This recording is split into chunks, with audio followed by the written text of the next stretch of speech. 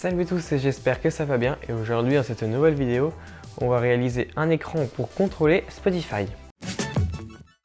Donc la plupart du temps quand je programme, j'ai sur mon écran principal mon programme et sur mon deuxième écran une page internet. Donc le but là est de pouvoir utiliser un petit écran comme ceci. Donc là c'est un écran tactile fait pour Raspberry Pi avec une prise HDMI et une prise micro USB. Et donc cet écran, je pourrais lui afficher l'interface de Spotify et donc je pourrais le placer comme ça à côté de mon clavier pour pouvoir contrôler facilement une Spotify. Ensuite, il va falloir designer un petit boîtier pour pouvoir le faire tenir proprement car derrière c'est directement la carte électronique. Donc c'est parti. Donc j'ai passé pas mal de temps sur SolidWorks à modéliser un boîtier pour pouvoir mettre l'écran dedans et le faire tenir proprement sur le bureau. Donc j'ai fait plusieurs versions avec quelques ratés, mais là donc j'ai une version qui fonctionne où je peux régler l'inclinaison comme je le veux. Donc il ne reste plus qu'à imprimer tout ça et à monter l'écran dans le boîtier. Allez, c'est parti!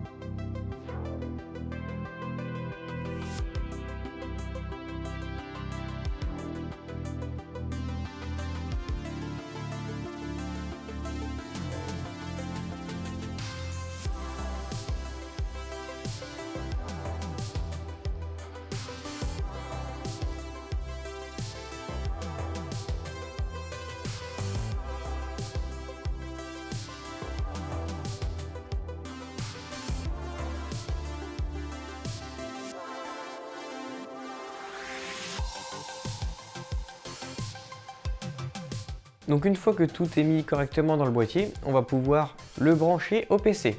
Donc pour ça, il suffit juste de tirer un autre câble HDMI du PC vers l'écran et ensuite un autre câble micro USB vers USB pour la partie alimentation de l'écran et gestion du tactile. Donc une fois que l'écran est branché, il est reconnu comme un écran normal par Windows. Donc on peut directement l'utiliser et on voit les fenêtres qui se déplacent correctement sur l'écran. Donc pour l'instant, on va avoir un premier problème.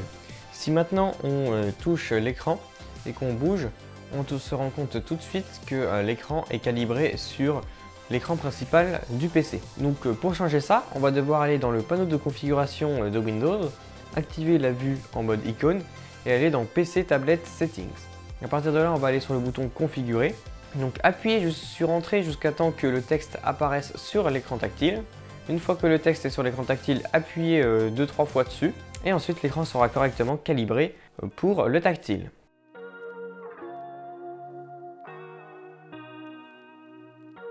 Donc maintenant ce qu'on a envie de faire, c'est tout de suite de mettre l'application Spotify directement sur cet écran.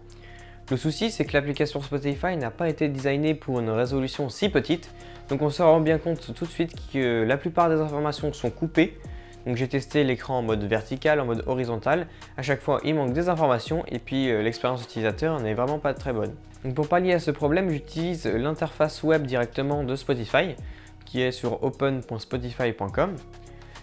Mais donc là, comme on est sur PC, il me charge l'interface PC. Qui est quasiment celle du logiciel. Pour dire au site internet qu'on est sur smartphone, on va utiliser l'extension Chrome User Agent Switcher qui va permettre de faire croire au site internet qu'on est sur smartphone. On va cliquer sur l'icône de l'extension Android puis KitKat. À partir de là, le site internet va être chargé en mode mobile et donc tout de suite ça rend beaucoup mieux sur l'écran.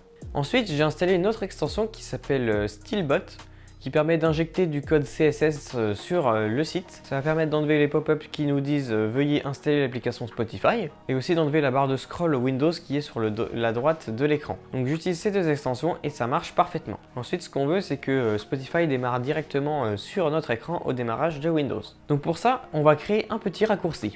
Donc ce raccourci, il fait juste démarrer Chrome avec le profil 1, donc celui que j'utilise pour Spotify. Je lui dis de démarrer en full screen et ensuite on lui spécifie les coordonnées à laquelle la fenêtre doit être. Donc à tester avant en enlevant le paramètre full screen et en faisant varier les chiffres. Le but, c'est que la fenêtre soit dans l'écran tactile. Une fois que c'est correctement réglé, on remet le paramètre full screen. Cette icône-là, à chaque fois qu'on va cliquer dessus, ça va automatiquement lancer Spotify sur l'écran tactile. Et donc pour finir, il suffit juste de créer une tâche dans Windows qui, au démarrage de la session, va lancer le petit raccourci. Une fois que tout ça est fait, vous avez un écran pour contrôler Spotify qui fonctionne correctement. J'espère que la vidéo vous a plu. Si elle vous a plu, pensez à vous abonner et à mettre un pouce bleu sur cette vidéo. Si vous avez des questions, vous pouvez les poser en commentaire ou sur notre serveur Discord, le lien est dans la description. Allez, salut!